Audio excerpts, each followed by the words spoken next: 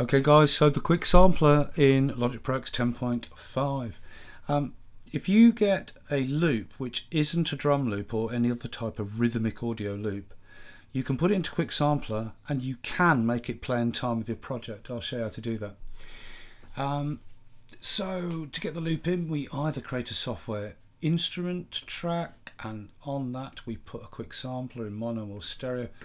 Then we drag our loop in from our Finder. I'm dragging in from my downloads stack, but it's the same thing. Dragging the loop. Now see that blue region there? That's a bug. You've got to be careful that isn't there. Otherwise, when you drop it in here, you'll end up with the blue region up there like that, and you can't get rid of it. Okay, so drop it in to original. 99.9% of the time we'll use original, not optimized. Boom. This is a pitched loop from looperman.com. It's pitched at C3. When you bring in non-rhythmic pitched material, Quick Sampler detects the pitch. It's detected it as C3, and therefore it's set my root key to C3, meaning when I play C3 it's going to play the loop back at its original pitch.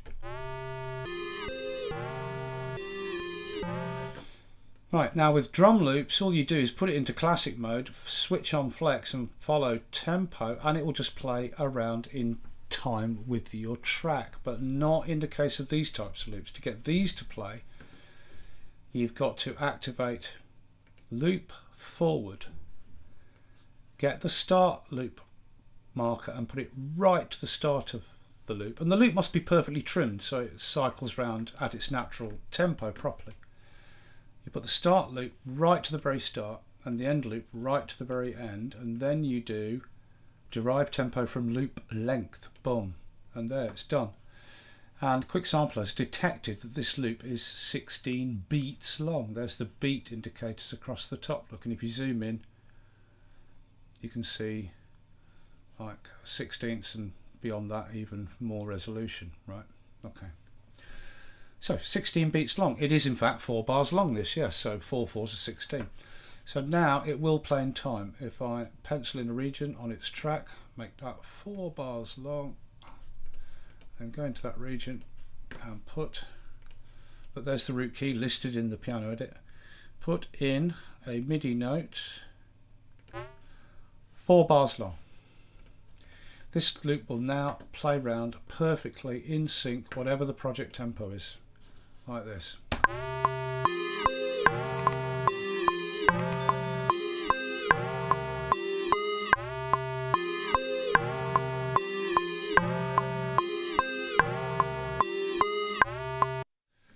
Now in this case, the note is 4 bars long, the sample loop is 4 bars long, so I don't actually, now we've derived the tempo and got that sorted, I don't actually need the loop to be on.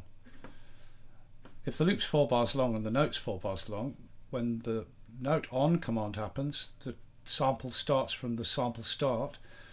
When it gets to the end of the note and triggers back, it just re-triggers from the start again. So a 4 bar note, a 4 bar loop, it'll play in sync without the loop on. We just needed the loop to get it set.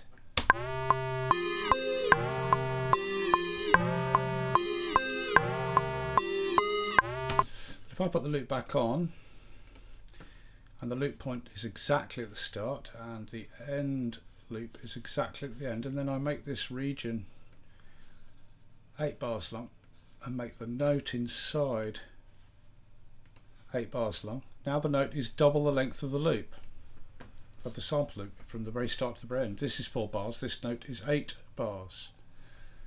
Now when the note triggers the sample, it doesn't trigger from the loop start, it triggers from the sample start here. It'll play across the first 4 bars all the way through here. Then it gets to this end loop, right at the end loop, and jump back to the loop start at the start. So it'll play twice through for this 8 bar long note. And then when the 8 bar note gets to the end of the cycle range here, it'll jump back and re-trigger from the start, and it'll re-trigger again, not from this loop start, but from that. Right? Just the loop start and the sample start are in exactly the same place at the start. Here we go.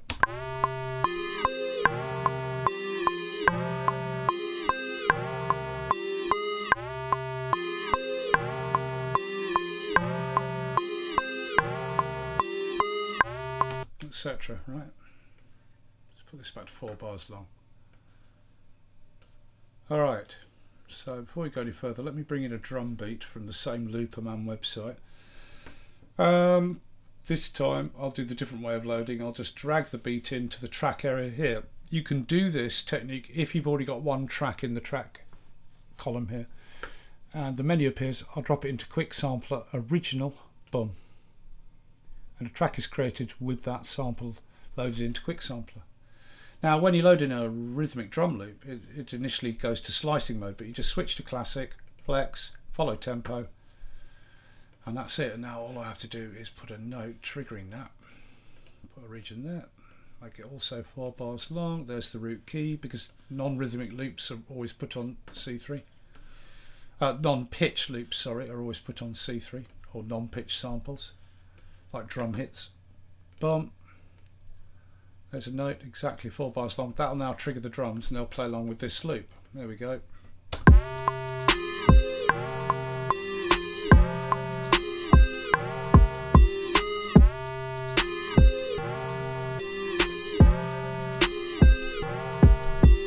Okay, so now we can start to have fun with the loop.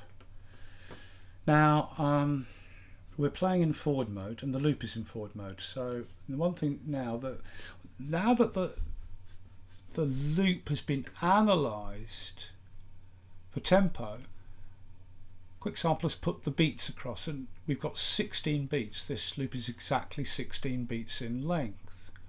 So if I put on snap to beat, I can now snap my end or start marker, or my sample start,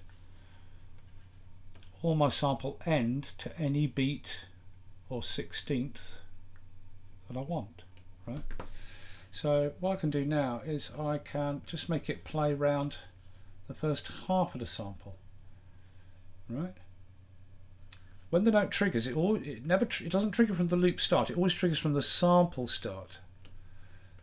It'll now play through to beat 9. The loop end then is there. It sends it back to the loop start, which is also at the very start of the sample, and it'll play that section through twice.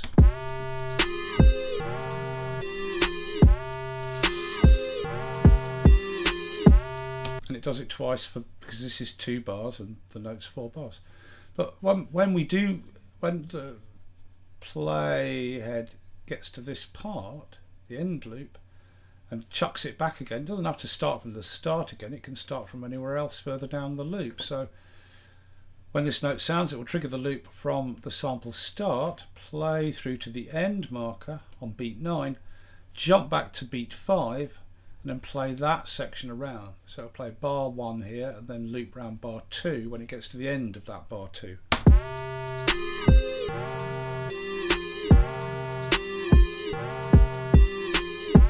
And as soon as the loop gets to its end, I'm talking about the cycle loop, cycle range here, and that gets to the end and it goes back and re-triggers the note again. The note re-triggers the sample from the very start here, right?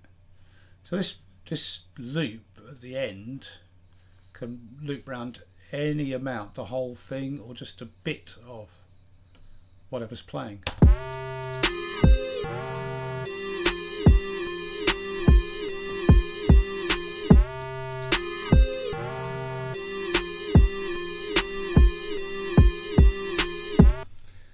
That loop, I can put it into reverse. Now it'll play back to front.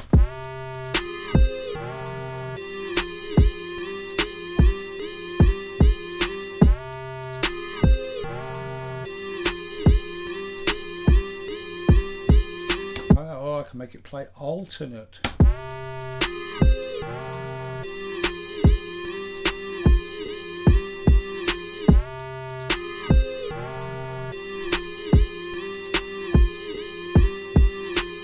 These loop things you set up, they're more or less successful depending on what you're looping around and what that comes at the end of, the timing and everything like that.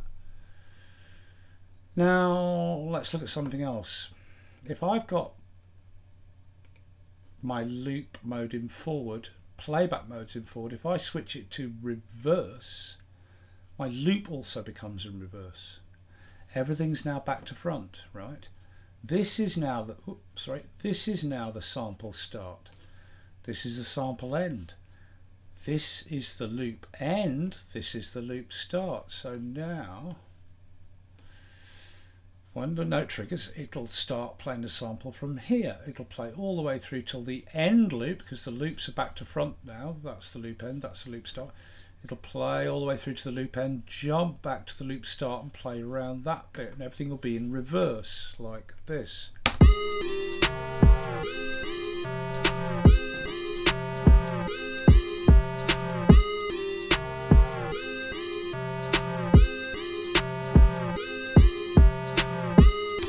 As soon as this cycle range gets to the end and that cycles back around and the note re-triggers, it jumps out of the loop and goes back to re-trigger from here. Right. And again, when it's playing back to front, to get the loop to be the same way round as the playback of the loop, backwards, this loop is in reverse, but we can put it in forward, and that is now reverse for the direction of play.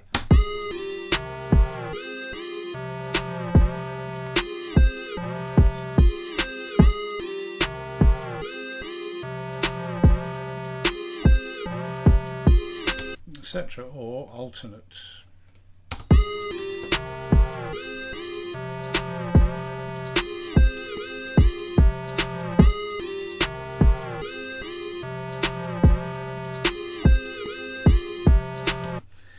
I'm going to show you something really weird.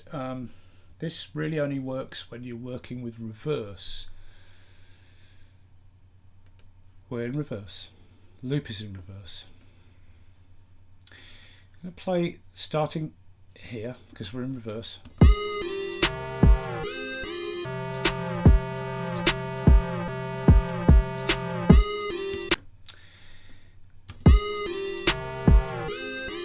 Now I bring in the fade for the loop, but the fade is back to front. Visually it's not. This is climbing up to here and that is fading down to there. But actually this fade up is over here. It's visually here, but it's here. And that fade out is across here, right?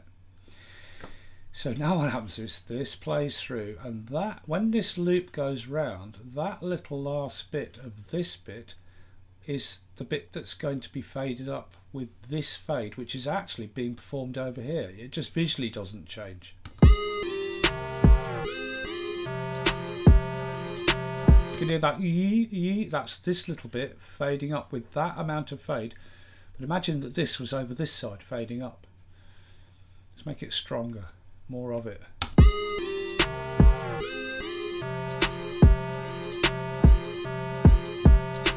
Let's do all of it. So now there's a big fade up of this bit in this cycle loop.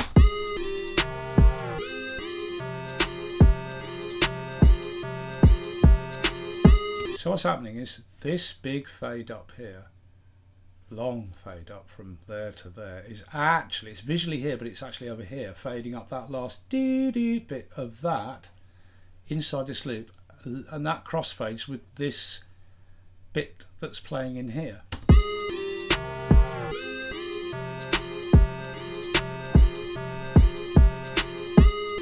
So you do all that kind of wacky stuff as well. Let's put that back. Now the other thing is, remember, if we're in forward mode, the sample when it's triggered doesn't play from the loop start, it plays from the sample start. So we can bring that in, say there, and take out that first bar, and then bring the end in, whoops, bring the end in. So we're leaving out the last bar, put the loop range around that completely. It's all snapping to beat. And now our loop is just the center two bars. We're missing out the start and the end bar.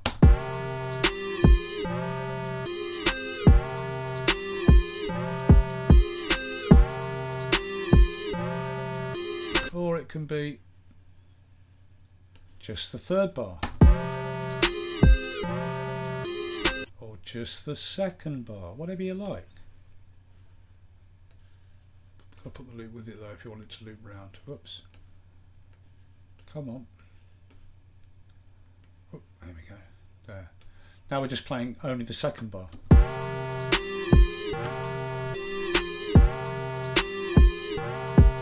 And we can loop it. It'll play through once from the sample start here till the loop end, then cycle back to the loop start, so we can put the loop on and it's looping round, plays once then loops round and round, but we can have the loop in reverse, so it'll play once the right way around then play in reverse.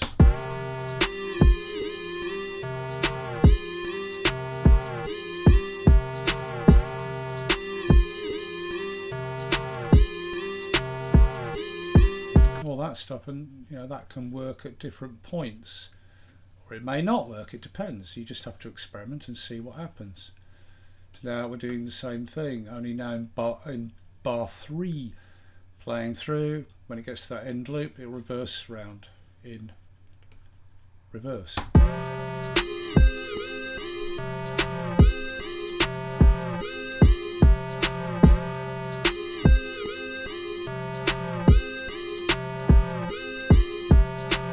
I mean, you can do loads of stuff with this, right? But just bear in mind that if you're playing forward, this is the sample start time.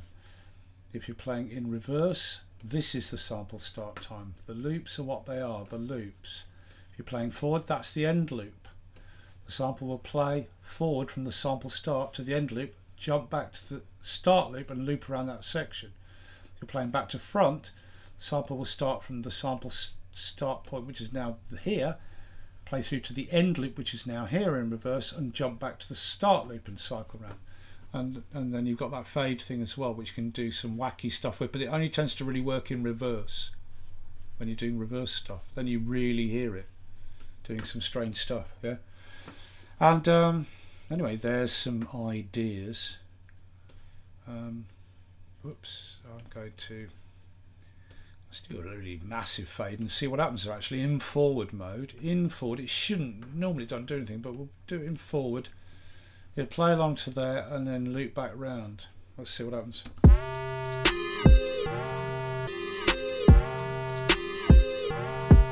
Yeah, see, not really hearing that loop, but if I put it in reverse, now we'll listen.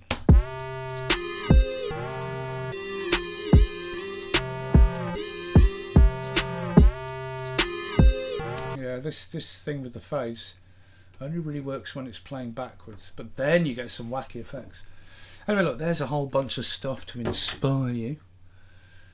Are you not entertained? Are you not entertained? Are you not entertained? Is this not why you are here?